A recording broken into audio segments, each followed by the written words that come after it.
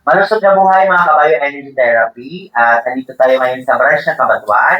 At kasama natin dito si Mr. and Mrs. Reyes na taga Magdalena, Cabanatuan. Ayan. So, mami, magandang araw po. Magandang araw din po, sir. Ayan. So, bali mami, gusto ko lang po malaman, paano po kayo nakapunta dito sa ating branch ng Cabanatuan ng Bioenergy Therapy? Meron pong nag-invite po sa amin, kaya ngayon po, sinubukan po namin.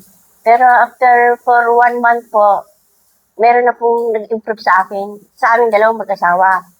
Luminaw po ang aking mata. Dati hindi po ako nakakuha ng mga karayom, pero ngayon, sa pinakamaliit na karayom, naikukuha ko na yung sinulit. Pagkatapos, after 3 months, nagpa-check up po pa kami ng asawa ko. Dati pong mataas ang blood sugar at uric acid po, ganyan. Sobra na pong baba. Naging normal na po kami.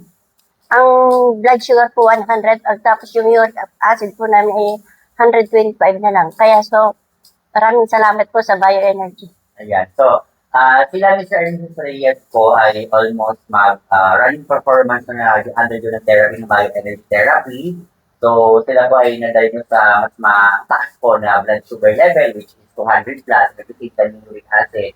So, for almost 3 months na lang pagka-therapy dito sa branch ng Cabanatuan, ay naging totally normal na po ang kanila pong nararamdaman sa katawan. And at the same time, yung pangalabo ng mata ni Mami, since po ang ating machine na ginagamit dito is multi-functional healthcare equipment na pwede rin po sa mga tao na suffer ng cataract and at the same time yung mga tao na suffer ng ibang uri ng chronic diseases.